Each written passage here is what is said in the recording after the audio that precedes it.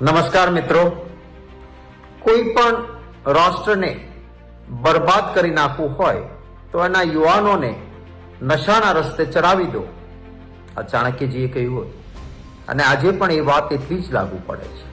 આપણું ગુજરાત ગૌરવવંતું ગુજરાત, આપણા ગુજરાતમાં યુવાનો ક્યારેય નશાના રસ્તે ન જતા હતા. સૌ આપણે ચિંતા કરવી પડે એવો સમય આવ્યો છે. આજે કોઈ પણ કોલેજ કેમ્પસની આજુબાજુથી નીકળતા જ્યારે ચરસ, ગાંજો, દારૂ આવી કોઈ વસ્તુઓની દુર્ગંધ આવતી જોવા મળે અને ક્યારેક મારો યુવાન ભાઈ એ નશાના રસ્તે જતો દેખાય ત્યારે ખરેખર ચિંતા થાય છે. આખા દેશમાં સૌથી વધારે ડ્રગ્સ એ આપણા ગુજરાતમાંથી પકડાય, આપણા માટે ચિંતાનો વિષય છે. હું અભિનંદન આપીશ અમારા NSUI મિત્રોને કે તમામ કોલેજ કેમ્પસોમાં એક જાગૃતિ માટે થઈને અવેરનેસ કેમ્પેઇન શરૂ કરી રહ્યા છે.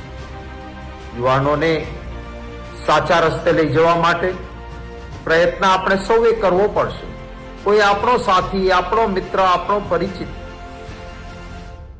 અનિચ્છાએ પણ અથવા કોઈ સ્વાર્થી લોકો જે યુવાનોને નશા ચડાવવા માટે પોતાના સંકુચિત સ્વાર્થ માટે કામ કરે છે, એવા લોકોના કારણે એ નશાના રસ્તે ગયો હોય તો એને સમજાવી યોગ્ય રસ્તે, એને સાયકોલોજીકલ સપોર્ટ આપીને યોગ્ય રસ્તે લાવવાનું આપણે સૌએ કામ કરવું પડશે.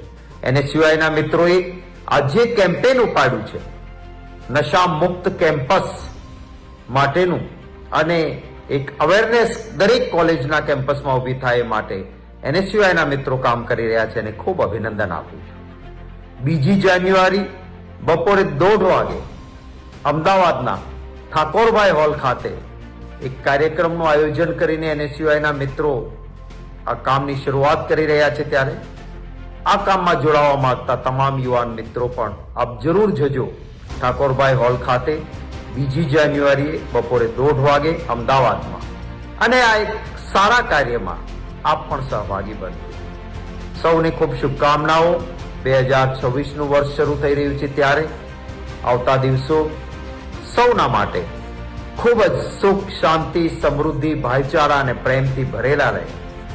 આપણા દેશની અંદર પણ એક ખૂબ જ ઉમદા વાતાવરણ ઊભું થાય એવી શુભકામનાઓ પાઠવું છું આપને અને આપના પરિવારના માટે પણ ખૂબ શુભકામનાઓ. જય હિન્દ, જય જય ગરવી ગુજરાત.